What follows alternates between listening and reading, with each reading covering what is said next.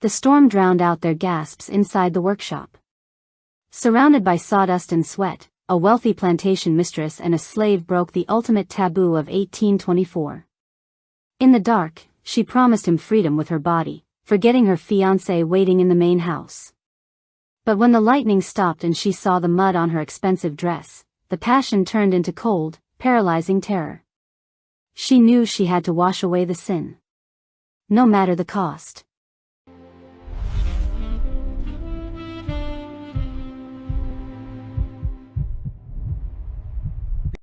Georgia in July of the year 1824 resembled nothing so much as a scorching iron skillet covered by a thick, wet wool blanket. The air hovering above the veranda of the Oak Hill estate did not merely sit, it trembled and shimmered, distorting the ancient silhouettes of the live oaks that lined the driveway. Their heavy branches, burdened by cascading gray beards of Spanish moss, hung limp and lifeless toward the parched earth, as if they too had surrendered to the oppressive weight of the atmosphere. I sat in my high-backed wicker chair, feeling the intricate weaving press against my spine through the fabric of my dress, and moved my ivory fan back and forth in a rhythm that had become entirely subconscious. Every movement I made required a tremendous amount of will, as though time itself had become trapped in the sticky, amber molasses of the southern afternoon. The heat was a physical entity, a heavy hand pressing down on my chest, making each breath a conscious effort. On the small, round table beside me, the crystal pitcher of lemonade had long since lost its refreshing promise. The glass was opaque with condensation that dripped slowly onto the lace doily, and the cubes of ice, which had been chipped from the block in the icehouse only an hour ago, had surrendered to the temperature, dissolving into tepid, yellow puddles that offered no relief. Directly across from me sat Thomas, the man who was to become my husband before the harvest moon rose. He was perfectly composed in his linen suit, though I could see the dampness clinging to his collar. He was expounding at great length upon the current prices of short-staple cotton and the potential impact of the new tariffs being debated in Washington. Periodically, with a fastidious motion that grated on my nerves, he would produce a monogrammed handkerchief to dab the perspiration from his high, pale forehead. His voice was a monotone drone, a sound devoid of any passion or variation, lulling the mind into a state of numbness that rivaled the heatstroke threatening to overtake us both. I watched his hands as he spoke, noting how pale and immaculate they were as they rested on his knees. They were soft hands, hands that had never known the bite of a splinter or the roughness of a rope, hands that signed ledgers and swirled brandy but created nothing.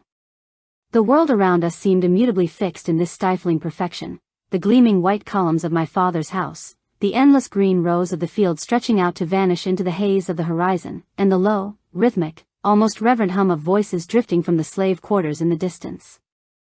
It was a picture of order and prosperity, a painting in which I was merely another decorative object. In that moment, a profound sense of dissociation washed over me, making me feel as though I were not a living, breathing woman, but a porcelain doll placed carefully within a glass display case. I was beautiful, expensive, fragile, and utterly hollow inside. My purpose was to sit still, to listen to talk of commerce, and to look ornamental against the backdrop of the estate.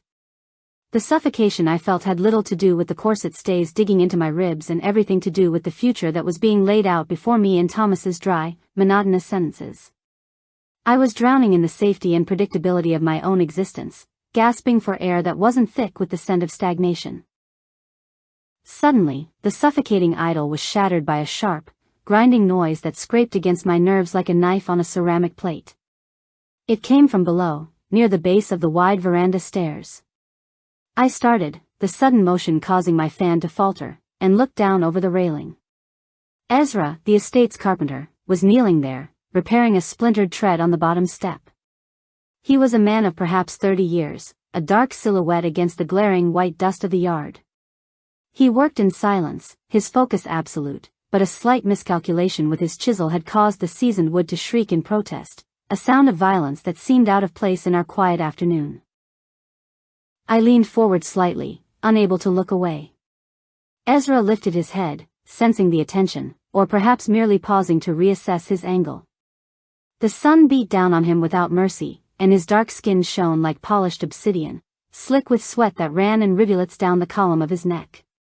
The muscles in his forearms were corded and tense, pulled tight like the rigging of a ship in a gale. There was a raw, undeniable power in his frame, a stark contrast to the soft, pale lethargy that pervaded the veranda above. He wiped his brow with the back of his hand, a gesture of weary humanity that bridged the distance between the dirt and the deck. For a fraction of a second that felt longer than the entire afternoon, our gazes locked. In his eyes, I did not find the deferential fear or the blank subservience I had been trained to expect from the field hands or the house servants. Instead, I saw a dark, abyssal depth of awareness. He looked at me not as a mistress to be obeyed, but as a woman to be assessed. It was a look of dangerous equality, a silent acknowledgement of the life that pulsed beneath the surface of things. The air between us, already hot, seemed to crackle with a sudden, invisible charge that made the hair on my arms stand on end despite the humidity. He held my gaze for a heartbeat longer than was safe, and then, with deliberate slowness, he looked back down at the tool in his hand. He ran his broad thumb along the sharp steel edge of the chisel he had just driven into the wood. The metal bit him. A single, perfect drop of crimson blood welled up on his dark skin, vivid and shocking against the gray dust of the stair and the silver of the blade. It was a visceral splash of color in a bleached-out world. Thomas continued to drone on about tariff percentages and shipping lanes, completely oblivious to the fact that the peaceful painting of our afternoon had just developed a hairline fracture, letting in a draft of cold, terrifying reality.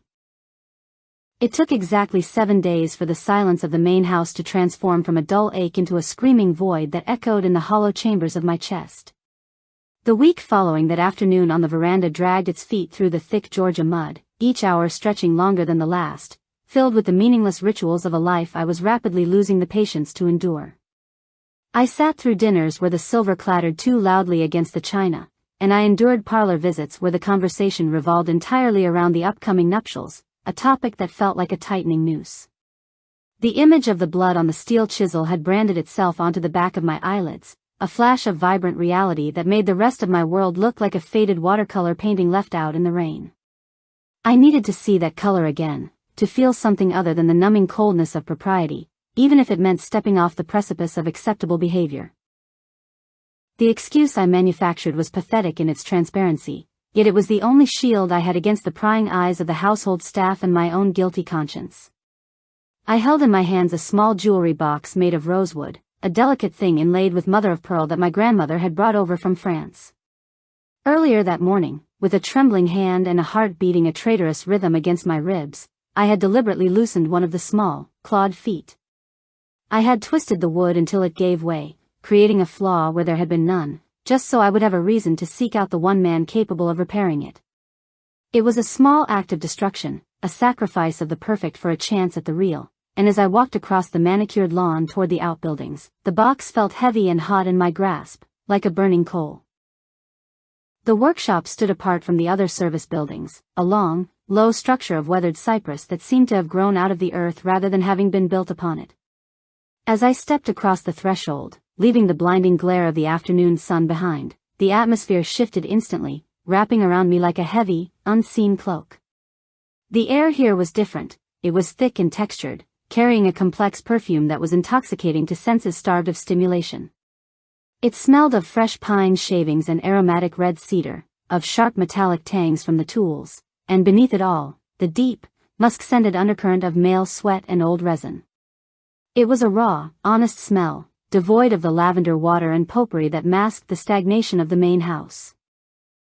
My eyes took a moment to adjust to the dimness, a twilight gloom that was pierced only by slanted beams of sunlight filtering through the high, narrow windows.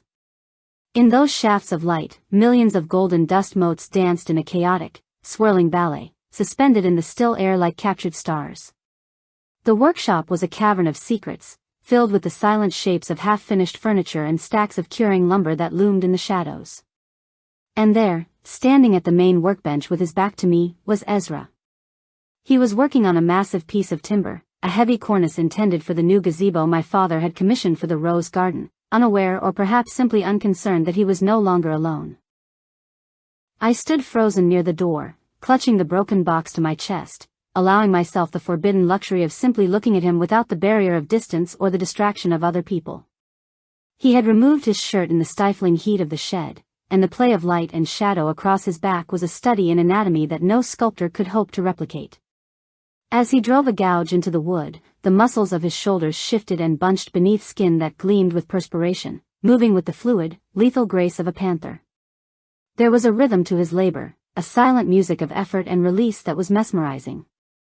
He was creating something beautiful out of raw resistance, forcing his will upon the stubborn material, and the sight of it stirred a restlessness in me that I could not name. He did not turn immediately, though I felt certain he knew I was there. The silence stretched between us, filled only by the rhythmic sh of the tool shaving away layers of wood. It was as if he were allowing me this moment of observation, granting me the power to watch him while simultaneously holding the power of being the object of such intense scrutiny.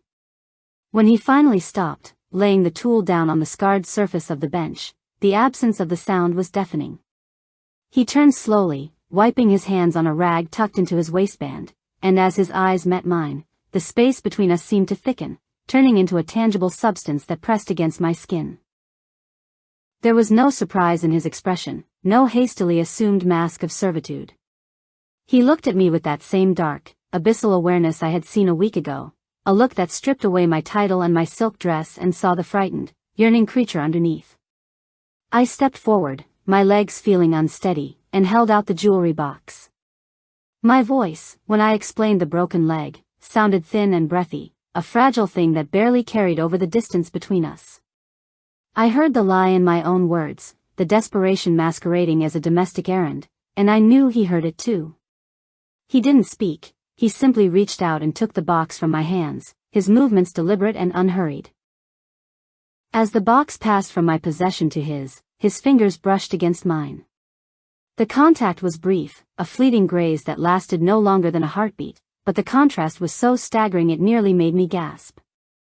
My hands were encased in fine white lace gloves, designed to keep them soft and useless, while his were bare, rough, and calloused from a lifetime of shaping the world with his own strength. His skin was hard and warm, scarred by the tools of his trade, and that roughness against my delicate lace sent a shockwave traveling up my arm, settling heavily in the pit of my stomach. It was the collision of two different worlds, a friction that sparked a dangerous heat. He examined the box with the critical eye of a master, turning it over in his large hands. The delicate rosewood looked absurdly fragile in his grip, like a bird's egg that he could crush with a simple twitch of his fingers, yet he held it with a surprising, reverence-filled gentleness. He located the loose leg immediately, his thumb testing the give of the wood. When he finally spoke, his voice was a deep rumble that seemed to vibrate through the floorboards and up into the soles of my feet. He told me the fix was simple, a matter of adhesive and pressure, but then he paused, his gaze shifting from the box back to my face. He asked if I had ever worked with wood, if I knew what it felt like to shape something with my own hands. I shook my head, mute. The very idea was foreign to me. Women of my station embroidered, we played the pianoforte, we painted watercolors. We did not cut or carve or build. He set the box down on the workbench and picked up a piece of scrap cedar and a small, sharp knife.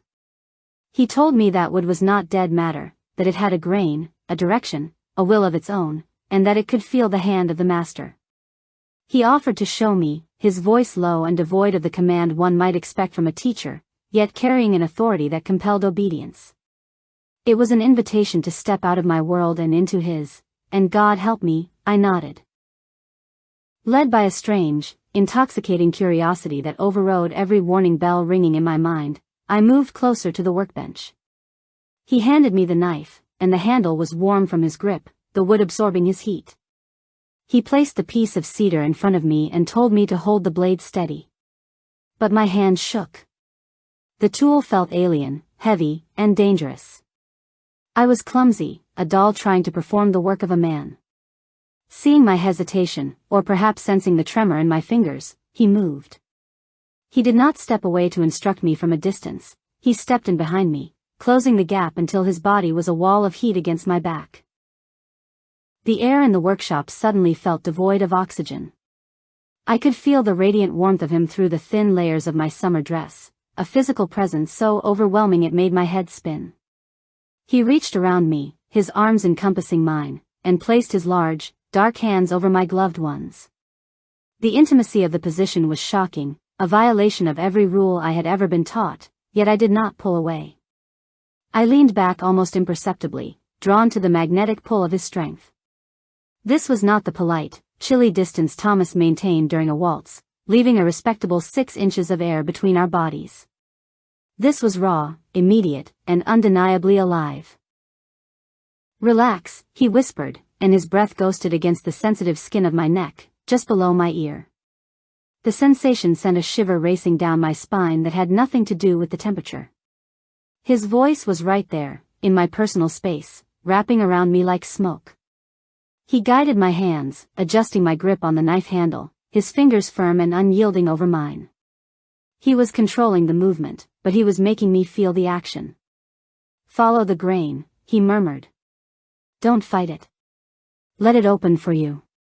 The double meaning hung heavy in the dust-moted air, unspoken but heard as clearly as a shout.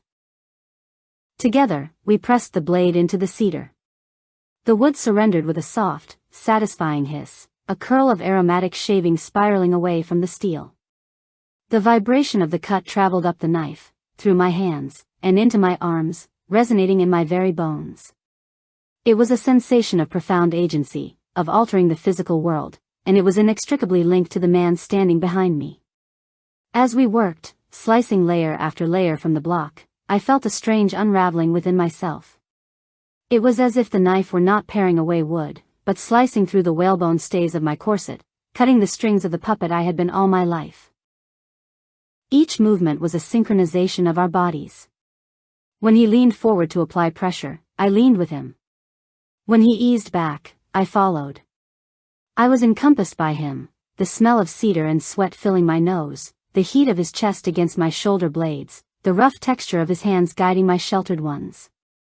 The atmosphere in the workshop became charged with a primal energy, a tension that was as taut as a violin string about to snap.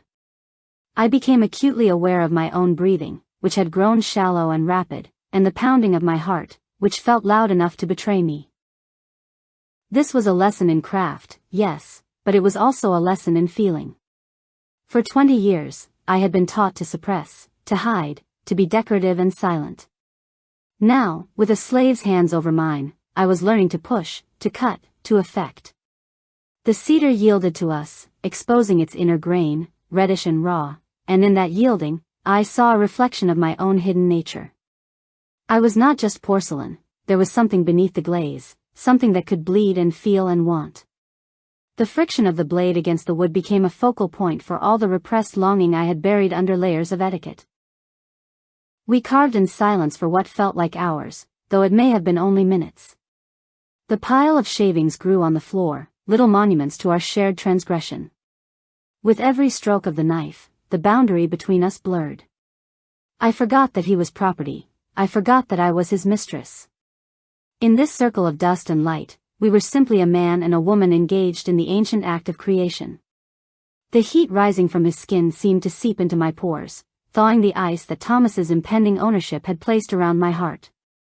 I felt a terrifying, exhilarating fragility melting away, replaced by a sudden, sharp awareness of my own body as a vessel for sensation. Finally, he guided my hand to make a final, deep cut, severing a knot from the wood. The piece fell away with a clatter onto the bench. He did not release me immediately. For a long, suspended moment, we stood there, locked together in the aftermath of the effort. His hands lingered over mine, his chest rose and fell against my back in a rhythm that matched my own. The air was thick with the scent of exposed heartwood and the undeniable, electric charge of what we had done. I was trembling, not from fear anymore, but from a devastating, awakening need. When he finally stepped back, the loss of his warmth was a physical blow, leaving me cold in the sweltering afternoon. I turned to face him, my face burning, my breath catching in my throat. He looked at me, his eyes dark and unreadable, yet seeing everything. He didn't say a word, didn't offer a platitude or a bow. He simply picked up the rosewood box, fixed the leg with a single, practiced motion of his thumb, and handed it back to me. But the exchange had changed. I took the box, but I left the workshop carrying something far heavier and more dangerous, the knowledge of what it felt like to be truly alive, and the terrifying realization that the source of that life was the one man I was forbidden to touch. The deception began as a whisper in the back of my mind, a small, fragile thing that quickly grew into a roaring necessity, consuming my thoughts and dictating my every movement. In the days that followed that first lesson in the workshop, I became a creature of two distinct existences, the dutiful daughter who sat in the parlor needle-pointing violets onto linen, and the shadow walker who lived only for the moment the sun dipped below the horizon. The lies rolled off my tongue with a terrifying ease, tasting of sugar and rot. I told my father that the heat of the house was giving me vapors, that I required the cooling draft of the evening air to settle my nerves. I told Thomas, during his stiff, formal visits, that I had taken a sudden interest in the progress of the garden trellises, or that I wished to inspect the repairs on the distant fences. They believed me because they looked at me and saw only the porcelain doll, incapable of duplicity, incapable of harboring a secret that could burn this entire plantation to the ground. Every evening, as the sky turned the color of a bruised plum and the cicadas began their deafening, rhythmic sawing in the trees, I would slip away. I learned to move silently, avoiding the creaking floorboards of the veranda, keeping to the shadows cast by the great house until I reached the tall grass at the edge of the manicured lawn. My heart would hammer against my ribs like a trapped bird, a frantic beat that was half terror and half exhilaration. Leaving the safety of the house felt like stepping off a cliff, but the air out there, heavy with the scent of damp earth and blooming jasmine, felt like the only oxygen I could breathe. I was shedding the skin of Louise, the colonel's daughter, and becoming something wilder, something nameless, drawn inexorably toward the boundary of the estate where the civilized world ended and the deep, tangled woods began. Our meeting place was an ancient live oak that stood as a sentinel on the very edge of the property line, its massive, gnarled roots drinking from a murky creek that wound its way through the underbrush. It was a tree that had stood long before my father claimed this land, long before the first brick of Oak Hill was laid, a silent witness to centuries of storms and secrets.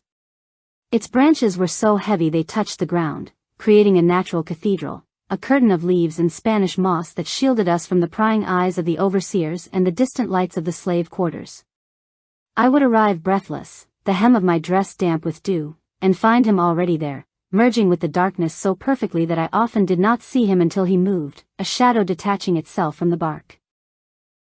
In the sanctuary of that oak, the rules that governed our daylight lives dissolved into the humid night air. Ezra did not bow, he did not lower his eyes, he did not speak with the cadence of a servant addressing his mistress. He spoke to me as a man, his voice low and resonant, carrying a gravity that anchored my flighty, anxious soul. We talked for hours, standing close enough to feel the heat radiating from each other, yet rarely touching, the space between us charged with a tension that was more intimate than any embrace. He spoke of the world beyond the plantation, not in terms of geography, but in terms of vision. He saw things I was blind to, understood the architecture of nature and the silent language of materials in a way that made my book-learned education seem hollow and childish. He spoke often of his work, turning the craft of carpentry into a philosophy that frightened and enthralled me. "The wood has a truth in it, Louise," he would say, using my Christian name in the dark, a transgression that made me shiver. "The shape is already there, hiding inside the log. It is not about forcing your will upon it. It is about cutting away the lies, the excess, the dead weight, until only the truth remains." I listened, mesmerized, watching the moonlight filter through the leaves and play across his strong, dark features. I realized with a sudden, sharp clarity that he was talking about us. He was talking about me. I was the rough timber, encased in layers of bark, my corset, my name, my impending marriage, and he was the only one who saw the woman hidden deep inside, waiting to be carved free. As the nights wore on, the air around us seemed to grow heavier, saturated with unspoken desires and the looming threat of discovery. The threat of exposure added a sharp, metallic tang to every breath I took, a flavor of danger that was addictive. I found myself looking at my hands during the day, wondering how they could look so calm when they yearned to reach out and touch the forbidden. I looked at Thomas and saw a stranger, a man made of paper and ink, while the real world, the world of blood and sweat and soul, waited for me under the oak tree. The contrast became unbearable. I was living in a suspended state, walking a tightrope over a chasm of ruin, and I had no desire to step back onto solid ground. Then came the night when the atmosphere shifted, turning from a simmer to a boil. The moon was nowhere to be seen, swallowed whole by a bank of thick, angry clouds that had rolled in from the coast. The air was thick enough to drink, laden with the static electricity of an approaching storm. There was no wind, no rustle of leaves, only a profound, suffocating silence that pressed against my eardrums. When I reached the tree, Ezra was not leaning against the trunk as usual. He was standing in the open, his face turned toward the sky, watching the lightning that flickered silently in the distance. When he lowered his gaze to me, the intensity in his eyes stopped me in my tracks. There was no preamble tonight, no discussion of wood grain or philosophy. The time for words had been consumed by the encroaching storm. He stepped toward me, and for the first time, I did not freeze, nor did I retreat. I held my ground, my chin lifted, defying the instinct that told me to run back to the safety of the white columns. The air crackled between us, a physical barrier that he shattered with a single movement. He reached out, his hand hovering for an agonizing second before making contact. When his fingers finally touched my face, the sensation was so overwhelming my knees nearly buckled. His hand was rough, calloused from the chisel and the saw, the skin hard and textured like the bark of the tree that sheltered us. Yet, his touch was impossibly tender, a reverence that belied the strength I knew lay within those muscles. He traced the line of my jaw, his thumb brushing over my pulse, which fluttered wildly against his skin. "Do you feel it?" he whispered, his voice a rumble that seemed to come from the earth itself.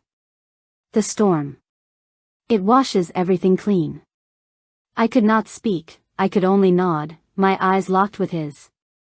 The darkness around us felt absolute, closing us into a private universe where the laws of man held no sway. In this darkness, color did not exist. Rank did not exist. There was only the heat of his body and the trembling of mine. He leaned in, blocking out the rest of the world, and when his lips met mine, the universe tilted on its axis. The kiss was not soft. It tasted of the coming rain, of salt, and of a desperate, starving hunger. It was the taste of forbidden fruit, bitter with the terrifying knowledge of the punishment that could follow, yet sweet with a hope so wild it felt like madness. In his arms, the rigid whalebone stays of my corset seemed to dissolve, the stifling etiquette of the parlor evaporated, and the looming specter of my wedding to Thomas vanished into smoke. I was not a doll. I was flesh and blood, burning with a fire that matched his own. I clung to him, my hands finding purchase on his shoulders, pulling him closer, needing to bridge the abyss that society had placed between us. For the first time in my 20 years of existence, I felt the blood rushing through my veins not as a biological function, but as a song of life. Ezra pulled back just enough to look into my eyes, his forehead resting against mine. His breathing was ragged, matching my own.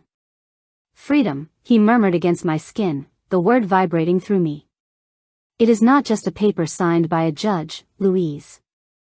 It is not just walking north until the moss grows on the wrong side of the trees." His hands moved to cradle my face, holding me as if I were something precious and rare. True freedom is this. It is when two spirits recognize each other and fuse, regardless of the chains they wear. It is removing the mask and standing naked before the truth. I listened to his promise, a promise of a liberation that transcended the physical world, and I wanted to believe it more than I had ever wanted anything. I wanted to believe that this connection could save us, that love could be a fortress strong enough to withstand the armies of prejudice and law. In the circle of his arms, with the thunder grumbling low in the west, I felt invincible. I felt that we could carve a new reality out of the hard, unyielding timber of our circumstances. I was ready to cast aside everything, my inheritance, my family, my safety, for this feeling of wholeness.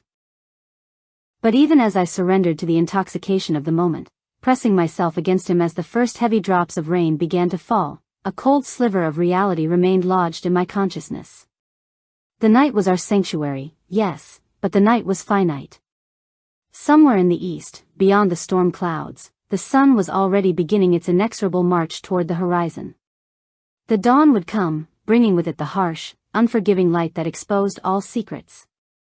The fear of that light, of the morning that would turn my prince back into a slave and me back into a traitor, lurked at the edges of my mind, a predator waiting for the fire to die down. I held him tighter, kissing him with a desperation born of that fear, trying to make the moment last forever, trying to hold back the sun with the sheer force of my will. The date of the engagement party marched toward me with the inexorable, crushing weight of a glacier, grinding down every hope I had nurtured in the shadows of the old oak tree. The great house, usually a sanctuary of quiet privilege, had been transformed into a chaotic hive of activity that left me no room to breathe or think. From the moment the sun crested the horizon until long after the candles were snubbed out, the hallways echoed with the frantic footsteps of servants polishing silver that was already spotless and waxing floors that already gleamed like glass. Seamstresses from Savannah had taken over the morning room, turning it into a torture chamber of silk and whalebone where I was forced to stand for hours like a mannequin. They pinned and tucked and measured, discussing my body as if I were not present, turning me into an object to be displayed, packaged, and sold to the highest bidder in the county. Thomas was no longer just a suitor. In the eyes of everyone around us, and increasingly in his own demeanor, he was already the master of my destiny. His visits became daily incursions, and with the wedding date settled, his polite reserve began to erode, revealing a terrifying sense of ownership underneath. He no longer asked for my opinion on the gardens, he told me how he would restructure them. He spoke of the nursery we would need to prepare, discussing the breeding of heirs with the same pragmatic, detached calculation he applied to his livestock. His gaze had changed, too. It was heavier, lingering on my waist and hips with a possessiveness that made my skin crawl. When he took my arm to lead me into dinner, his grip was a fraction too tight, a silent reminder that I was a bird whose wings were being clipped feather by feather. The air in the house grew stale and suffocating, thick with the scent of lavender sachets and the unspoken expectations of my entire lineage. I felt the walls closing in, pressing against my ribs until each breath became a shallow, desperate gasp for air that wasn't tainted by duty. I needed to see Ezra. The need was a physical ache, a fever in my blood that rendered me unable to focus on the chatter of the dressmakers or the droning lectures of my mother. I needed the smell of sawdust and honest sweat. I needed the dark, intelligent eyes that saw me as a soul rather than a broodmare. But the house was full of eyes, and the sunny days offered no cover for a woman trying to steal away to the slave quarters. I was a prisoner in my own home, trapped in a cage of velvet and gold. Release came in the form of violence from the heavens. The oppressively hot weather that had plagued us for weeks finally broke on a Thursday afternoon, shattering the calm with the force of a hammer blow. The sky turned a bruised, sickly purple, and the clouds descended like a suffocating blanket, blotting out the sun and plunging the estate into a premature twilight. The wind rose with a howl, whipping the Spanish moss into a frenzy and bending the saplings until they snapped. When the rain finally fell, it was not a gentle shower but a deluge, a solid wall of water that drowned the world in gray noise. The house plunged into confusion as servants rushed to close shutters and secure the verandas, and in that chaotic swirl of activity, I saw my chance. I did not stop to grab a shawl or changing my shoes. I slipped out through the French doors of the library, stepping directly into the teeth of the gale. The wind hit me like a physical blow, tearing the pins from my hair and plastering my silk dress to my body in seconds. The rain was cold and hard, stinging my skin, but I didn't care. The shock of it was better than the numb suffocation of the parlor. I ran across the lawn, my slippers sliding in the rapidly forming mud, my breath tearing from my lungs in ragged sobs. I was running away from the silver tea sets and the arranged marriage, running toward the only place where I felt I existed. The thunder cracked directly overhead, a sound like the earth splitting open, but I kept running, guided by the dim outline of the workshop in the distance. I crashed through the door of the shed, slamming it shut behind me against the wind, and leaned back against the rough wood, gasping for air. The noise inside was deafening, the rain drumming on the tin and cypress roof with a roar that sounded like 1,000 horses galloping overhead. It was a chaotic, isolating sound that cut us off completely from the outside world. Ezra was there, standing by the workbench, a chisel in his hand. He had frozen at my sudden entrance, his body tense, ready for a threat. When he saw who it was, a drowned rat of a girl in a ruined expensive dress, shivering and wild-eyed, his expression shifted from defensive to a look of profound, terrified concern. "Louise," he said, the the name barely audible over the roar of the storm. He dropped the tool and crossed the distance between us in 2 long strides. I pushed myself off the door and threw myself at him, my hands clutching at his wet shirt, my fingernails digging into his arms. I was hysterical, the words spilling out of me in a disjointed torrent of fear and longing. I begged him to take me away. I told him I couldn't do it, I couldn't marry Thomas, I couldn't live that life. I pleaded with him to run with me, to go north, to go anywhere where the suffocating weight of Oak Hill couldn't reach us. I was crying, my tears mixing with the rain on my face, shaking so hard my teeth chattered. Ezra caught my wrists, his grip firm and grounding, forcing me to look at him. His face was a mask of grim determination, etched with a sorrow so deep it terrified me. He did not offer empty platitudes. He was a man who knew exactly what the world was, a man who knew the geography of danger far better than I ever would. He knew that running meant the dogs, the patrols, and almost certainly the rope. He looked at me, and I saw the calculation in his eyes, not a calculation of profit, like Thomas's, but a calculation of life and death. And in that moment, I saw that he was willing to die. He accepted the fatal probability of my request because he could not bear to see me broken. That realization, that silent offer of his life for my happiness, shattered whatever restraint I had left. The despair that had been clawing at my throat mutated instantly into a frantic, blinding passion.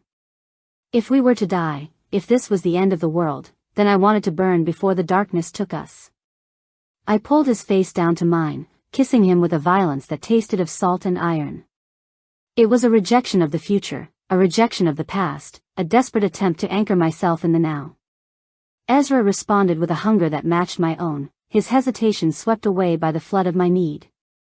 He lifted me up, his hand strong and sure, and set me onto the edge of the workbench, sweeping aside the shavings and the tools with a crash that was lost in the thunder. There was no tenderness in it this time, no slow exploration of the senses. It was urgent, rough, and absolute. It was an act of rebellion carved out of flesh and breath. The smell of the workshop, the sharp tang of resin, the metallic bite of the saw blades, the musk of damp wood, filled my senses, mingling with the heat of his skin. We were fighting against the inevitable, trying to merge our bodies so completely that the world outside could not tear us apart. Every touch was a claim, a mark of defiance against the laws that said he was property and I was a lady.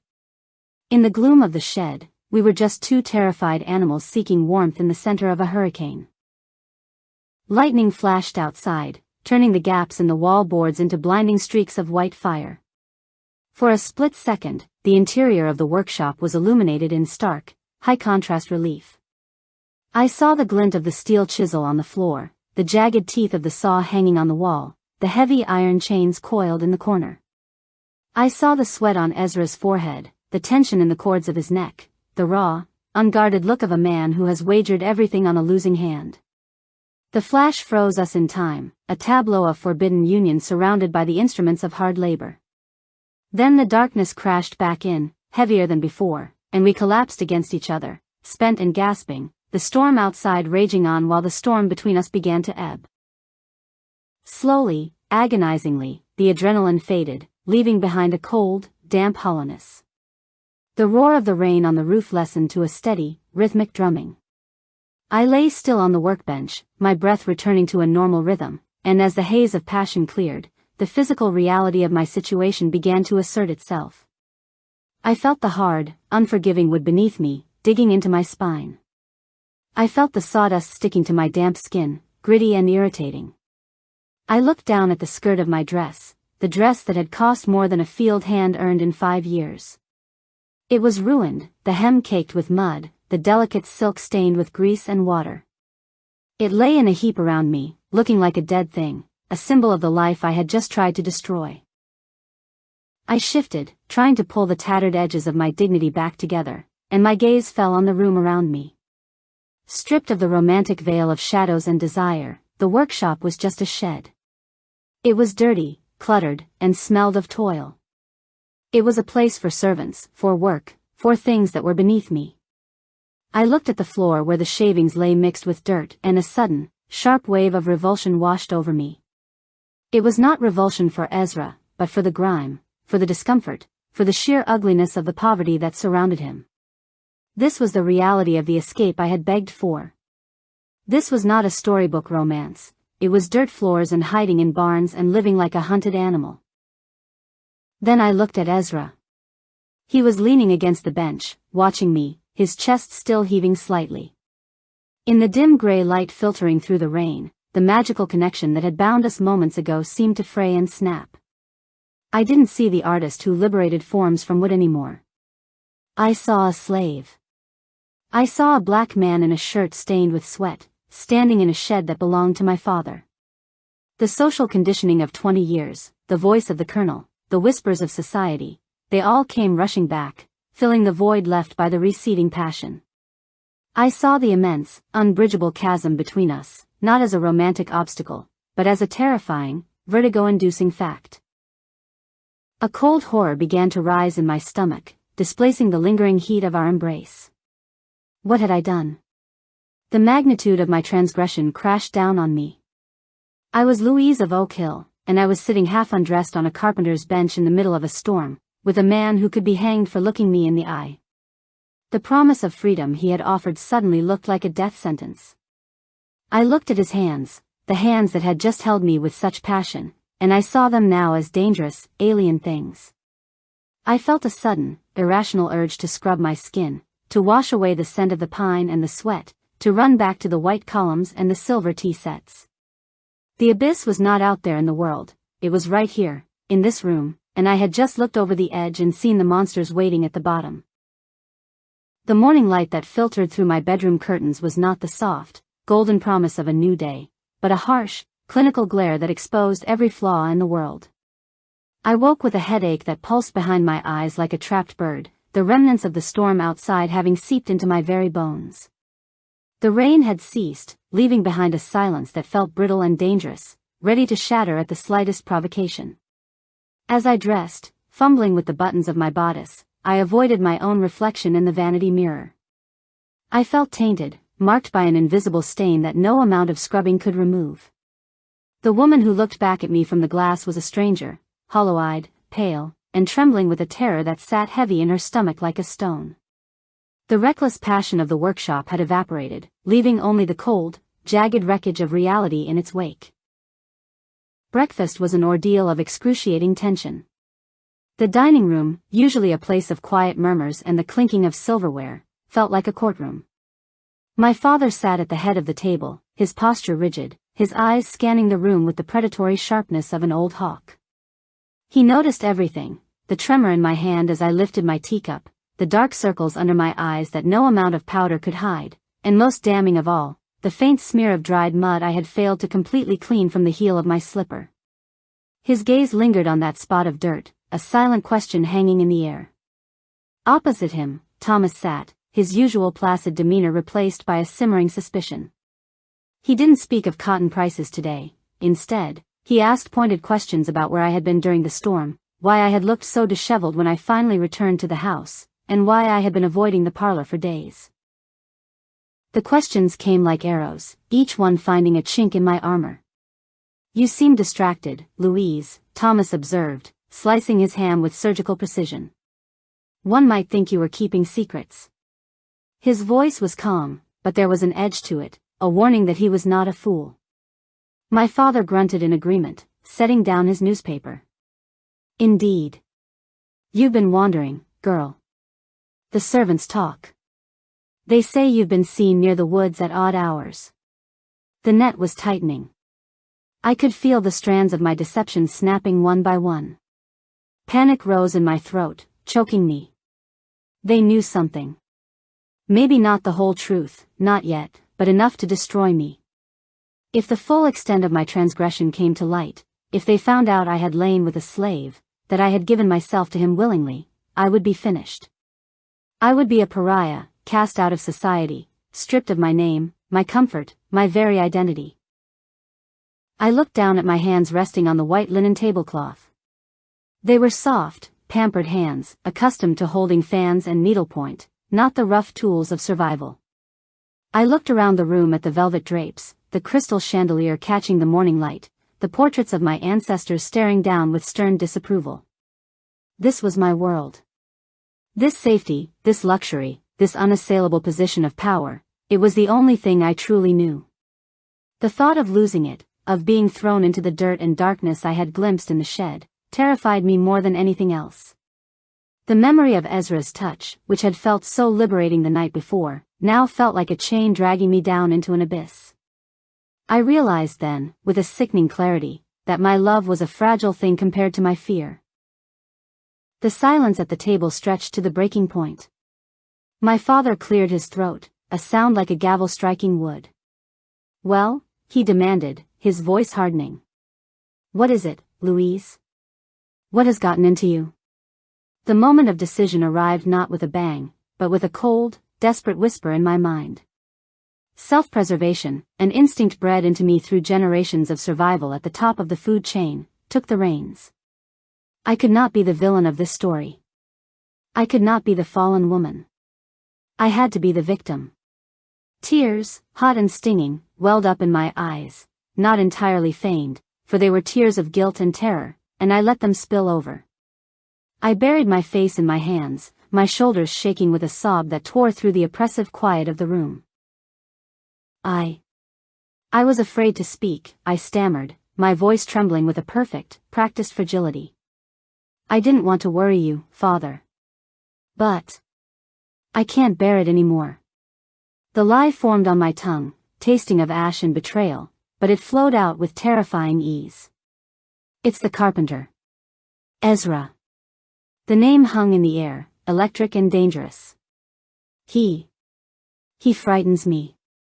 I peeked through my fingers to see the effect. My father's face had gone still, the blood draining from his cheeks only to return in a rush of crimson rage. Thomas had stopped eating, his knife suspended in mid-air, his eyes narrowing into slits. "Frightens you?" my father repeated, his voice dangerously low. "How?" I went to the workshop to have my jewelry box fixed, I lied, weaving the threads of truth into a tapestry of deceit. But he looked at me. Not like a servant should. He was insolent. He spoke to me. Boldly. I let a fresh wave of sobs overtake me. And yesterday. During the storm. When I sought shelter. He was there. He came close. He said things. He touched my arm. I shuddered, a genuine reaction to the memory of our intimacy now twisted into something monstrous. I think he believes he has a right to me. The final nail was driven home. I had taken the beautiful, consensual connection we had shared and painted it in the colors of a threat, a violation of the sacred racial order that held their world together. The reaction was instantaneous and terrifying. My father stood up so abruptly that his chair crashed backward onto the floor. His face was a mask of apoplectic fury, the veins in his neck bulging. He roared, slamming his fist onto the table, making the china jump. "A buck? Lay a hand on my daughter?" The insult to his honor, to his property, was unbearable. It wasn't just about my safety, it was about the disruption of the hierarchy, the unthinkable arrogance of a slave crossing the line. Thomas was on his feet too, his face pale and tight. He didn't shout, his anger was colder, more precise. He looked at me not with sympathy, but with a possessive rage. Someone had touched what was his. "I will see him flayed," my father spat, striding toward the gun cabinet in the corner of the room. He unlocked it with trembling hands, pulling out a heavy pistol and a coil of rope. "No court. No trial. This ends now." The brutality of his words hit me like a physical blow. I had known, intellectually, what my lie would cost, but seeing the machinery of retribution grind into motion was a horror I hadn't fully anticipated. It was old, rusty machinery, built on blood and violence, but it worked with terrifying efficiency. I sat frozen on the sofa, watching them, feeling small and sick. I wanted to scream, to stop them, to tell them it was all a lie, that I was the one who had gone to him. But the words died in my throat, choked by the fear of joining Ezra in his fate. Thomas turned to me before he left, placing a hand on my shoulder. "Stay here, Louise," he said, his voice clipped. "We will handle this. You won't have to worry about him ever again." His touch felt like a brand, marking me as complicit in the murder that was about to take place. I nodded mutely, unable to look him in the eye. They stormed out of the room, shouting for the overseer, their voices echoing down the hallway like the baying of hounds. I heard the heavy front door slam shut, a sound of finality that reverberated through the house. Left alone in the silence of the dining room, I huddled on the sofa, pulling my knees to my chest. I was safe. My reputation was intact. I would marry Thomas, I would live in this big house, and I would grow old surrounded by comfort. But as I sat there, listening to the distant shouts and the barking of dogs rising from the yard, I felt a piece of my soul wither and die. I had traded a man's life for a silk dress. I had sacrificed the only person who had ever truly seen me to protect a reflection in a mirror. The breakfast table, with its untouched food and overturned chair, looked like the scene of a crime. And it was. I was the criminal, sitting in the wreckage of my own conscience, waiting for the sound of the gunshot that would seal my fate as surely as it would seal his.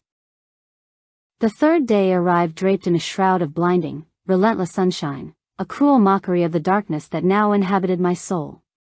The Oak Hill estate had been transformed into a vision of paradise, a sprawling canvas of white roses and climbing ivy that masked the rot festering beneath the soil.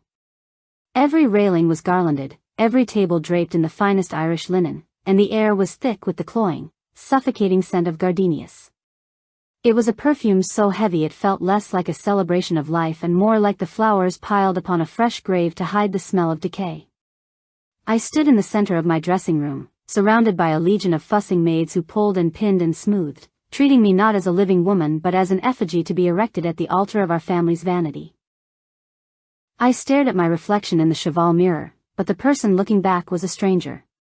I was encased in yards of white silk and French lace, a gown that had cost a fortune and weighed as much as a suit of armor. My hair was piled high in intricate curls, woven with pearls that felt cold and hard against my scalp. My skin was powdered to a deathly pallor, my lips rouged to a bloodless pink. I looked perfect. I looked like a marble statue carved by a master sculptor, flawless and utterly devoid of life. The corset was laced so tight that my ribs ached with every shallow breath, but the physical pain was a distant, dull throb compared to the gaping wound in my chest where my heart used to be. I was a beautiful, hollow shell, polished to a high sheen for the sacrificial block. Below the window, the guests were arriving. I could hear the crunch of carriage wheels on the gravel, the murmur of polite conversation, the trill of feminine laughter that sounded like breaking glass. They were here to witness the union of two great families, the consolidation of land and wealth, the triumph of order over chaos. They saw a fairy tale ending. But I heard something else. Beneath the strings of the quartet tuning their instruments, beneath the chatter and the clinking of crystal, there was a sound that had been ringing in my ears since the sun first bled over the horizon that morning. It was a rhythmic, dull thud. Bang. Bang. Bang. It was the sound of a hammer striking wood. It was the sound of the future, but my soul was already gone, hanging from a branch of the old oak tree at the edge of the woods. I felt a strange, dissociative sensation, as if I were floating near the ceiling of the chapel, looking down at the small, white figure below. That woman down there was getting married. That woman was safe. That woman was dead. When Thomas kissed me, his lips were dry and cool. There was no spark, no storm, no terrifying, wonderful heat. It was the kiss of a contract being sealed. The guests applauded, a polite ripple of sound that washed over us. We turned to face them, the perfect couple, the future of the county. I smiled. It was the hardest thing I had ever done. I stretched my lips over my teeth in a grimace that passed for joy, my eyes scanning the crowd, seeing only a sea of hypocrites and murderers dressed in their Sunday best. They were all complicit, just as I was. We were a society built on bones, dancing on a grave. The reception was an endless torment of toasts and congratulations. I moved through the crowd, accepting well wishes, sipping champagne that tasted like vinegar. Every time someone complimented my dress, I felt the wooden bird pressing against my hip, its sharp wings a constant, secret penance. "You must be so happy, Louise," they said. "A June bride. What a handsome couple." I nodded and thanked them, my voice light and airy, while inside, a scream was building that I knew I would never be able to release. The sun beat down on the lawn, bright and unyielding, denying me even the comfort of shadows. I watched Thomas laughing with his friends, holding a cigar, talking about the expansion of the fields. He was discussing the clearing of the new acreage near the creek, near the oak tree. He didn't know. He would never know. He thought he had won a prize, a docile wife to bear his children and run his house. He didn't realize he had married a ghost. He didn't know that every time he touched me, I would be thinking of the rough, calloused hands of a dead man. He didn't know that I would spend the rest of my life in this beautiful prison, haunted by the phantom echo of a hammer striking a nail. Finally, as the afternoon waned and the shadows began to stretch across the grass, I found a moment to slip away. I retreated to the master bedroom, the room that was now mine, the room where I would spend my wedding night. I locked the door and leaned against it, closing my eyes. The house was quiet up here, the noise of the party muffled by the thick walls. I reached into my pocket and pulled out the bird. The white kidskin of my glove was stained with a small, dark spot of blood where the wing had pierced my palm. I peeled the glove off and looked at the wound. It was small, insignificant, yet it stung with a vicious clarity. I walked to the vanity table and sat down, placing the wooden bird next to the crystal perfume bottles and the silver hairbrush. The contrast was jarring, the raw, honest soul of the wood against the cold, manufactured luxury of my life. I looked into the mirror. The sun had set, and the room was filling with twilight. The face looking back at me was still beautiful, still perfect, but the eyes were empty. They were two dark tunnels leading nowhere. I had survived. I had preserved my name. I was Mrs. Thomas Blackwood, mistress of the estate. I had everything a woman could want. But as I stared at my reflection, the truth settled over me like a heavy, suffocating blanket. Ezra was the one who had died, his body broken and discarded, but he had died free. He had died true to himself, holding on to a vision of something better. I was the one who was truly dead. I had killed the only part of myself that was worth saving to protect this shell. I touched the cold glass of the mirror, tracing the outline of my own cheek. I was a monster. A beautiful, well-dressed, well-mannered monster. I picked up the bird again, holding it gently this time. I would keep it. I would hide it in the deepest corner of my wardrobe, beneath the linens and the lace. It would be my secret, my curse, my only connection to the human being I had almost been. Outside, the crickets began to sing, the sound rising from the grass like a funeral dirge. I sat in the gathering dark, clutching the wooden wings, waiting for my husband to come up the stairs, knowing that my punishment was not death, but life. A long, empty, luxurious life, paid for with the blood of the only man who had ever seen my soul.